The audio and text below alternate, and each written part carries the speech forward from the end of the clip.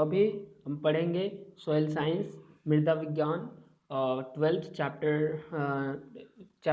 11th का है, जो कि बीसीसी और आईसीएआर में इनसे बहुत सारे क्वेश्चन पूछे जाते हैं। और सॉइल साइंस स्टार्ट करने से पहले मैं कुछ आपको आईसीएआर और बीसीसी में पूछे गए क्वेश्चन पहले करवाऊंगा। ये न्यू क्वेश्चन होगा इस बार का, ठीक। तो वो आप लोग अच्छे से मेरे साथ करिए और उनका आंसर आप लोग करिए, ठीक।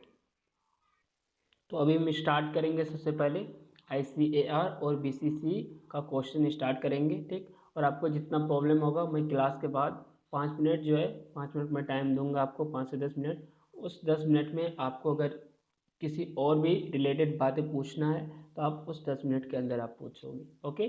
क्लास के दौरान डिस्टर्बेंस नहीं होना चाहिए। तो चलिए हम सबसे पहले, आपको पता है कि ये जो है आपको एग्रीकल्चर में सबसे पहले आपको प्रीवियस ईयर का क्वेश्चन, ठीक, प्रीवियस ईयर का क्वेश्चन। और आपको पता है कि सॉइल साइंस, मृदा विज्ञान, इस पर ये मेरा लेक्चर 2 है, लेक्चर 2 पे बात कर रहे हैं। और अगर आप यूट्यूब पे देखना चाहते हो, ठीक, अगर आप यूट्यूब पे, और अगर अपलोड होता है तो इफ़ आई एम अपलोड, ठीक, सॉरी, अगर मैं अपलोड करूँगा, ठीक, तो वो आपको जाएगा कहाँ पे, तो आपको प्लेलिस्ट में जाएगा, ठीक। तो you can watch, okay, in playlist. तो आप वॉच कर सकते हो प्लेलिस्ट में जा कर के, ठीक। और आज का जो मुद्दा है वो सॉइल साइंस के ऊपर है, कि मृदा विज्ञान के ऊपर है, जो कि लेक्चर 2 है, ठीक। तो उसमें सबसे पहले हम इंट्रोडक्शन की बात करें कि सॉइल साइंस में जो इंट्रोडक्शन, ये सारे मुद्दे पे हमने बात कर रखा है। अब देखिए बीसीसी आईसीएआर क्वेश्चन यहाँ पे लिखा हुआ और बीएचयू नहीं लिखा हुआ है, क्यों? क्योंकि ये क्वेश्चन बीएचयू में नहीं आया है, ठीक। आई बात समझ? बताइए, फर्स्ट क्वेश्चन हमारा, किसान दिवस कब बनाया जाता है? On which date is farmer day celebrate? बताइए, 4 डैक, 23rd डैक, 1 मई या फिर 6 ऑक्ट, 4 दिसंबर या फिर 23 दिसंबर या फिर 1 मई या फिर 6 अक्टूबर। अब बताइए किसान दिवस जो है वो कब मनाया जाता है? जल्दी से कमेंट सेक्शन में जल्दी से बताइए। यस, तो आपका दूसरा क्वेश्चन है, माइक्रोबायोलॉजी निम्न का अध्ययन होता है। Study of microbiology is what? तो इसके ऑप्शंस में आपको दे रहा हूँ, जो कि आपका है जीवाणु, कवक, विषाणु या फिर फंगी। बताइए, which of the following is the study of microbiology? निम्न में से कौन जो है माइक्रोबायोलॉजी का अध्ययन होता है? जीवाणु, कवक, विषाणु या फिर फंगी? बताइए, आंसर बताइए जल्दी से,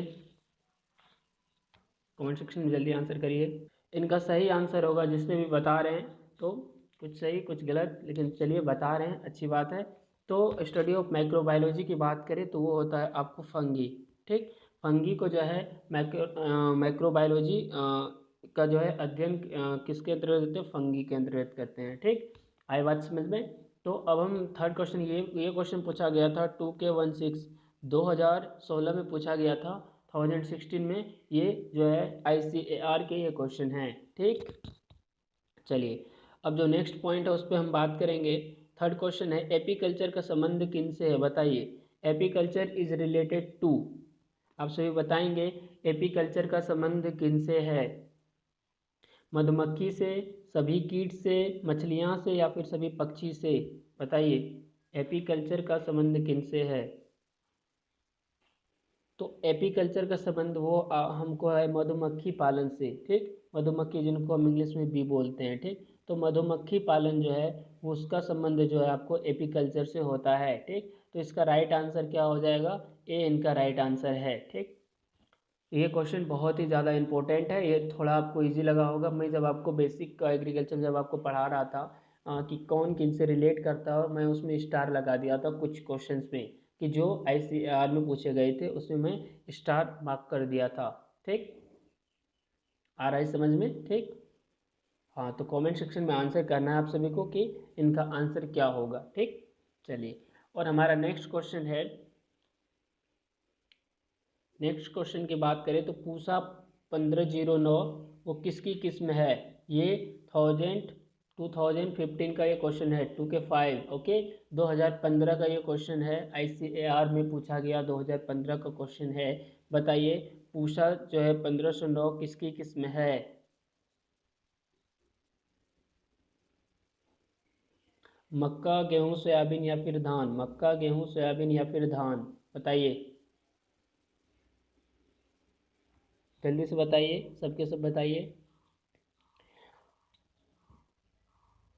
तो इनका आंसर जो है धान होगा। मैं जब आपको धान पढ़ा रहा था तो मैं आपको बताया था कि पूसा 1509 जो है वो किन की किस्म थी?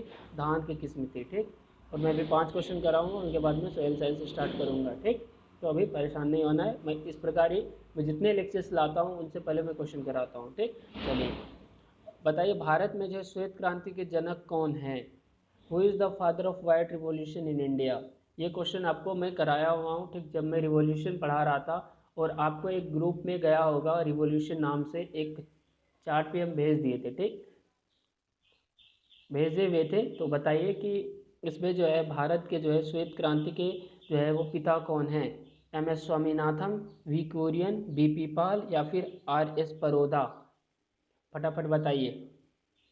तो मैं बता दूं, इनका सही आंसर जो वी कुरियन जो है वो जो है फादर हैं वाइट रिवॉल्यूशन के इंडिया में, ठीक। तो ये ICAR 2016 का क्वेश्चन है, ठीक, ये 2016 में पूछा गया है। और ये क्वेश्चन BCC में पूछा गया है, कब पूछा गया मुझे जो है ठीक से इस भी याद नहीं है, ठीक। तो इसीलिए मैं ऐसा कुछ नहीं बोलूँगा जो गलत होने जा रहा है, ठीक। तो ये रहा आपका क्वेश्चन, ठीक, जो कि BCC और ICAR के पॉइंट ऑफ व्यू से जो है बहुत इंपॉर्टेंट है। अब हम स्टार्ट करेंगे सोयल साइंस लेक्चर 2, ओके। यहाँ तक हमने क्वेश्चन को कंप्लीट करा। और आगे का मुद्दा जो है हमारा, आगे का मुद्दा जो है, आगे का जो मुद्दा है वो हमारा है सॉइल साइंस, ठीक। तो सॉइल साइंस पे अब हम बात करेंगे मृदा विज्ञान पे, जिससे BCC में जो है बहुत सारे क्वेश्चन इनसे पूछे जाते हैं, आप लोग को पता है और मैं बता भी चुका हूँ, ठीक। और एक सिलेबस आपको दे दूंगा, ठीक, उस सिलेबस के अंतर्गत जितने सारे टॉपिक्स होंगे उनसे बाहर नहीं रहेगा, ठीक। ठीक, चलिए, role of soil in plant growth, आगे का जो पॉइंट है वो है क्या रोल है सोइल का प्लांट ग्रोथ में, ठीक। प्लांट ग्रोथ में जो पौधे की वृद्धि में जो है मिट्टी की भूमिका, ठीक। तो पौधे का जब वृद्धि होता है तो सोइल का जो वेरी वेरी जो है बहुत ज़्यादा इंपॉर्टेंट रोल होता है वहाँ पे।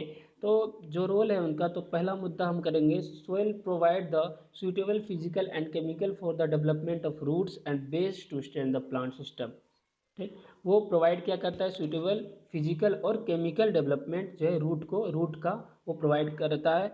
और जो है उसको बेस जो है प्लांट सिस्टम का उसको बनाए रखता है, ठीक। मृदा पौधे की प्रणाली को खड़ा करने के लिए जड़ों को आधार के विकास के लिए उपयुक्त भौतिक और रासायनिक प्रदान करती है, ठीक। यही बात मैं आपको जो इंग्लिश में बताया हूँ वही बात आपको हिंदी में है, ठीक।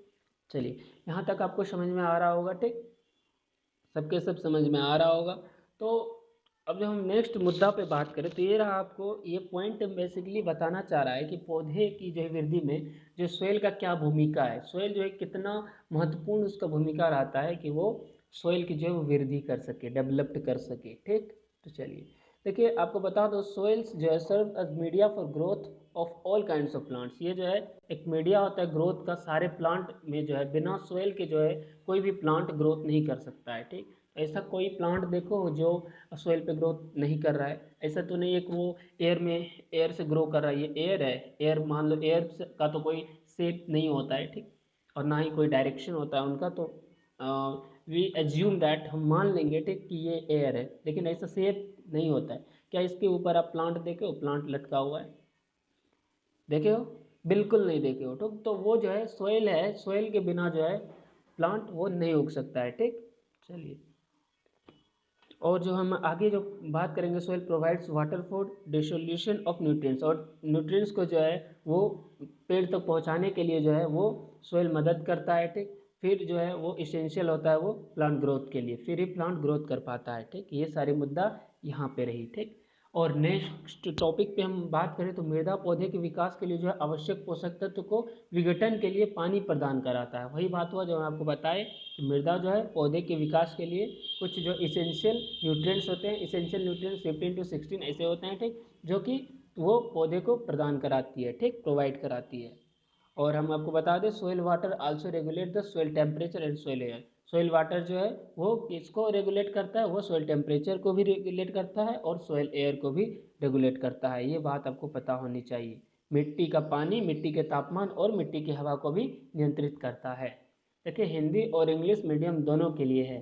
और जो भी पब्लिश होने जा रहा है बुक तो वो ऐसे सेम आपको मिलेगा, ठीक। जो भी 12th में भी बुक आएगा, ठीक। तो अभी तो मैं खुद से आपको बता रहा हूँ, ठीक।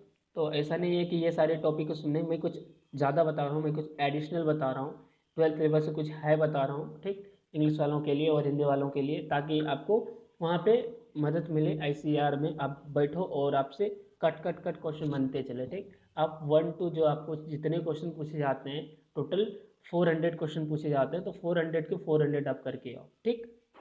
इस प्रकार आपको यहाँ पे अच्छे से मेहनत करना है, ठीक। आई बात समझ में? तो अब जो हमारा नेक्स्ट टॉपिक है तो वो हमारा है कि नेक्स्ट मुद्दा पे बात करेंगे, तो soil modify the atmosphere by emitting and observing gases. Soil जो है मॉडिफाई करता है एटमॉस्फेयर को, ठीक, इमिटिंग से और एब्जॉर्बिंग से गैस का। और वो कौन से गैस होते हैं? तो वो कार्बन डाइऑक्साइड होते हैं, ठीक। वो गैस हमको देखने को मिलते हैं CO2, ठीक। और वाटर देखने को मिलता है मुझे, और वेपर जो है वेपर देखने को, वाटर वेपर होता है। वाटर वेपर समझते हो क्या होता है? वाटर वेपर समझते होंगे, आई थिंक केमिस्ट्री में आपका वाटर वेपर। तो वाटर वेपर होते हैं, और उनके मैं बात करूं तो इसी तरह और सारे होते हैं, और डस्ट भी देखने को मिलते हैं। तो ये सारे मुद्दे पे बात हुई है, जो कि सोइल के लिए जो है और एग्जामिनेशन के पॉइंट ऑफ व्यू से जो है बहुत ही इम्पोर्टेंट है। ओके, चलिए आपको मैं बताऊँ तो मिट्टी जो है, मिट्टी गैसों जैसे कार्बन डाइऑक्साइड, वही बात है, मिट्टी गैसों जैसे कार्बन डाइऑक्साइड, मीथेन, जलवाष्प और इसी तरह जो है को उत्सर्जित करता है, ठीक। मिट्टी गैस को उत्सर्जित करता है और अवशोषित करके वायुमंडल को संशोषित करता है। जो मैं बात बताया हूँ मुद्दा, वही बात यहाँ पे, वही मुद्दे पे बात मैं यहाँ पे भी करा हूँ, ठीक। आई बात समझ में? यस। और आपका 11th का भी ऐसा कोई पॉइंट नहीं छूटेगा, आपको प्रॉब्लम नहीं लेना है, ठीक। 11th का सारे पॉइंट क्लियर होंगे। और ये जो है आज की क्लास के बाद जो नेक्स्ट क्लास होंगे आपको सोइल पे, ठीक, सोइल पे, सोइल साइंस पे, सोइल साइंस की क्लास कितने होंगे? तो 3 से 4 या फिर 4 से 5 होंगे, बस उसमें मैं ख़त्म कर दूंगा। और नेक्स्ट होगा सोइल प्रोफाइल पे बात करेंगे, और सोइल डेंसिटी है उस पर बात करेंगे, टेक्सचर है उस पर बात करेंगे, ठीक। ये सारे पॉइंट पे हम बात करेंगे, ठीक। हिंदी वालों के लिए भी प्रॉब्लम नहीं लेना है, ठीक। सारे पॉइंट मैं हिंदी में आपको बता रहा हूँ। चलिए नेक्स्ट जो मुद्दा है, नेक्स्ट मुद्दा हमारा वो है soil provide habitat for animals that live in soil, ठीक, such as ground hogs and mice, ठीक। आपको ये बात समझ में आ गया होगा, ठीक, कि बहुत सारे जो हैबिटेट एनिमल को जो है ये रहने के लिए जगह भी देते हैं, ठीक, सोयल, ठीक। और बहुत सारे ऑर्गेनिज्म के लिए, और कुछ ऐसे बैक्टीरिया और फंगी भी है। और बात करें मैं that account for most of living things on the earth, ठीक। तो मैं बात करूँ मिट्टी उन जानवरों के लिए भी आवास प्रदान कराती है जो मिट्टी में रहते हैं, ठीक, जो मिट्टी में रहते हैं, ठीक। जैसे कि आपको चूहों के लिए उसमें भी घर रहता है, ठीक, आपको ये भी बता दिया। और जीव, बहुत सारे जीव ऐसे हैं जैसे बैक्टीरिया और कवक, ठीक। कवक आप समझ रहे हो, फंगी जिनको हम बोलते हैं। तो एक क्वेश्चन फंगी से आया था, क्या आया था बताइए जल्दी से, अभी मैं बताया हूँ। जो आपको जब ICAR में एक फंगी से रिलेटेड एक क्वेश्चन था, कवक से, तो क्या था आप कमेंट करके ज़रूर बताइए, ठीक। तो ये सारे जो है बताइए, आप बता दीजिए, ठीक। मैं फिर तब तक मैं आगे बढ़ रहा हूँ, ठीक। और मैं बोल रहा हूँ जो पृथ्वी पर अधिकांश जीवित जीव है तो इनके लिए वो भी जिम्मेदार हैं, ठीक। इतना पॉइंट आपको समझ में आ गया? जल्दी से बताइए। नेक्स्ट पॉइंट पे बात करूँ तो नेक्स्ट पॉइंट हमारा है मिट्टी स्थलीय प्रणालियों में जो है अधिकांश पानी को अवशोषित, पकड़ती और छोड़ती और बदलती और शुद्ध करती है, ठीक। Soil absorb hot release, alter and purify most of the water interstitial system, ठीक। पता चल गया आपको क्या होता है? मिट्टी जो है स्थलीय प्रणालियों में अधिकांश पानी को अवशोषित करती है, पकड़ती है और फिर उसको फिल्टर करती है और फिर उसको छोड़ती है, ठीक। चलिए, तो ये पॉइंट, कुछ पॉइंट हुए, ठीक। और एक आता है आपको soil process recycled nutrients include carbon so that living things can use the over and over again, ठीक। समझ में आया? तो मिट्टी जो है कार्बन सहित पुनर्वनीकरण पोषक तत्व की प्रक्रिया करती है, और जो है जीवित चीज़ें उन्हें बार बार उपयोग कर सके, इसीलिए वो इसके सारे उपयोग करते हैं, बार बार वो उपयोग कर सके, ठीक। आई बात समझ में? और नेक्स्ट मुद्दा पे बात करो तो soil serve as engineering media for construction of foundations and road beds and dams and buildings and preserve of destroy artefacts of human individual. Sorry sorry sorry sorry, यहाँ कुछ गलत हुआ है, जिस मुझे लग रहा है मैं कुछ गलत करा हूँ। इंडिया वर्ष, सही है, सही सही सही सही, ठीक। और बात करूँ तो सॉइल जो है वो एक्ट्स करता है लिविंग, फिल्टर करता है और क्लीन वाटर को। कब? वो जो है जल में जाने से पहले पानी को साफ करने के लिए एक जीवित फिल्टर के रूप में कार्य करता है। ठीक, आपको ये पॉइंट समझ में आया कि सॉइल जो है एक सबसे कहता है इंजीनियरिंग मीडिया किसके लिए? तो कंस्ट्रक्शन के लिए, फाउंडेशन के लिए। किनका फाउंडेशन के लिए? डम्स का, रोड बेड्स का, बिल्डिंग्स का, और भी बहुत सारे डिस्ट्रॉय करते हैं आर्टिफैक्ट्स का, जो कि ह्यूमन एंडियवर्स के लिए जो है वो एक रोल होता है, उसमें इसकी भूमिका बहुत ज़्यादा रहती है। ठीक, और आपको ये पॉइंट आपको समझ में आ गया। तो ये पॉइंट आपको वही था कि जल में जो है जाने से पहले जो है पानी को साफ करने के लिए एक जीवित फिल्टर के रूप में कार्य करता है। ठीक, और इस टॉपिक में ये भी बात मैं करूँगा कि किस प्रकार जो है मानव के तरह किस प्रकार जो है सॉइल भी जो है अपना काम करते हैं। ठीक, वो भी मैं बताऊँगा। ठीक, चलिए नेक्स्ट पॉइंट पे मैं बात करूँ तो डिफिनेशन ऑफ सॉइल, सबसे पहले बात आता है डिफिनेशन ऑफ सॉइल। अभी तक तो हम पढ़े, जो डिफिनेशन पढ़े वो भी ठीक है, लेकिन अब जो पढ़ेंगे वो भी चलेगा। ठीक, तो ये डिफिनेशन ऑफ सॉइल की बात करूँ तो the term soil was derived from the Latin word solum. ठीक, सॉइल टर्म जो है एक लैटिन नाम से लिया गया है, जो वर्ड है सोलम, जिनका मतलब होता है फ्लोर, फ्लोर यानी फर्श। ठीक,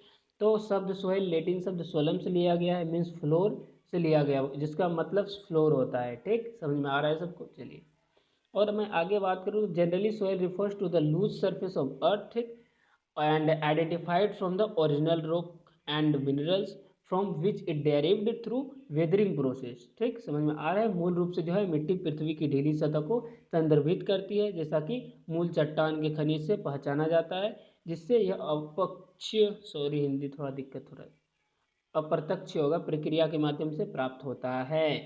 ठीक, ये सारी बात मृदा की है, और जब आप मृदा पर क्वेश्चन करोगे, सॉइल साइंस पे क्वेश्चन करोगे, तो आपको बहुत ज़्यादा इजी लगेगा। ठीक, बहुत ज़्यादा इजी लगेगा। ठीक, ये आपको इंटरेस्टिंग नहीं है सॉइल साइंस उतना ज़्यादा। ठीक, लेकिन इससे क्वेश्चन बहुत पूछ, देखो जो आपको इंटरेस्टिंग नहीं रहेगा उनसे क्वेश्चन बहुत आते हैं, ये खास करके आप देखो।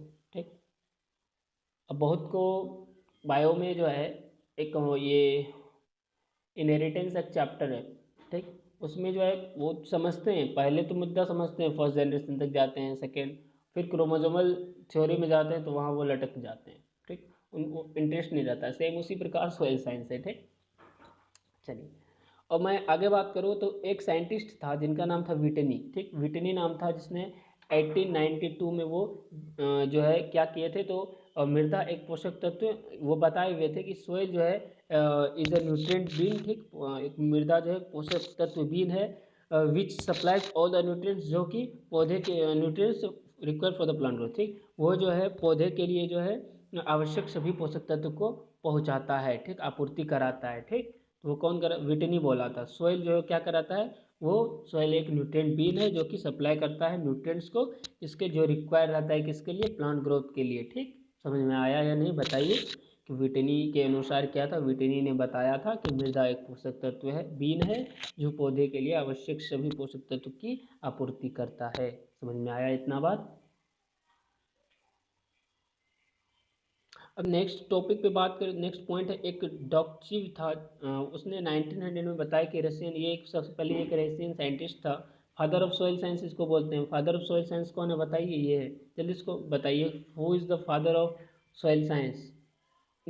तो आपको मैं बता दिया, soils is a natural body compose of mineral and organic. सबसे पहले सॉइल जो लिविंग होता है, ये याद रखना होगा, धीरे धीरे बढ़ता भी है, ज़्यादा भी होता है। ठीक, और बॉडी कंपोज मिनरल है, ऑर्गेनिक कंस्टिट्यूएंट है, जिसके पास एक डिफिनिट जीन्स होते हैं, ठीक, genesis and a distinct nature या स्पेस होगा, ठीक, ऑफ इट्स ओन। ठीक, तो मैं बात करूँ कि साइंटिस्ट जो है डॉक्ट्रिक जो है वो 1900 में बताया था कि ये सबसे पहले रूसी वैज्ञानिक थे, और मृदा विज्ञान के जनक बोला जाता है इन्हें। ठीक, और मिट्टी ये बताया था कि मिट्टी खनिज और जैविक घटकों का जो है एक प्राकृतिक निकाय है, जिसकी एक निश्चित उत्पत्ति और एक विशिष्टता है। ठीक, आई बात समझ में? और एक साइंटिस्ट था जिनका नाम था जेनी। ठीक, जेनी की बात करूँ मैं, ये जेनी जो है वो 1941 में इसने बताया soil is a naturally occurring body. ये सोइल जो है नेचुरली अकरिंग बॉडी है, that has been form due to combined influence of climate and living organism acting on parent material as condensed by conditions by relief over a period of time. इसने बताया, jenny जो है, jenny 1941 में बताया कि मिट्टी एक प्राकृतिक रूप से पाए जाने वाला पिंड है। ठीक, जो कि नेचुरल रिसोर्सेज से मिलता है। ठीक, नेचुरल अकरिंग बॉडी है, ठीक, वाला पिंड है जिसका निर्माण जलवायु और जीवों के संयुक्त प्रभाव के कारण होता है, जो माता पिता की सामग्री पर अभिनय करते हैं, जो कि टिकाई की अवधि की राहत देते हैं, टिकाऊ की अवधि होगा कि राहत देते हैं, ठीक। इतनी बात आपको समझ में आ गया, ठीक है। अब एक और साइंटिस्ट थे जो रफीन और सिमोशन थे, रफीन और सिमोशन एक साइंटिस्ट थे।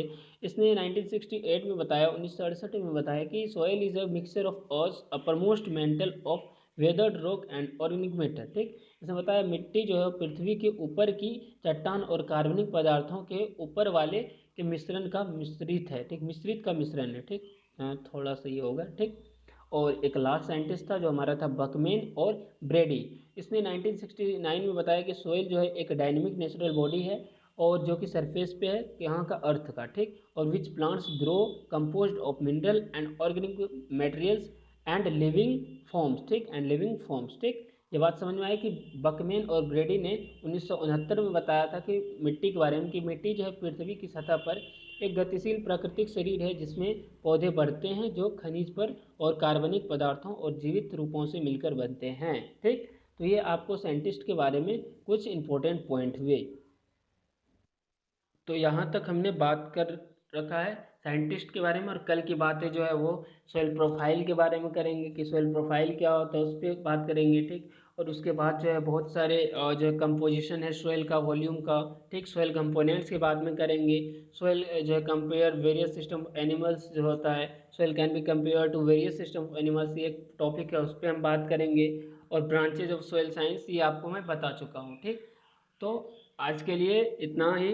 अब हम बात करेंगे नेक्स्ट लेक्चर में जो कि हमारा होगा ये सारे, और मैं इनको 4 से 5 लेक्चर में इनको मैं द एंड कर दूंगा, टेंशन नहीं लेना है, ठीक। आज का लेक्चर थोड़ा छोटा है, ठीक, कोई बात नहीं, छोटा ही थोड़ा अच्छा होना चाहिए, ठीक।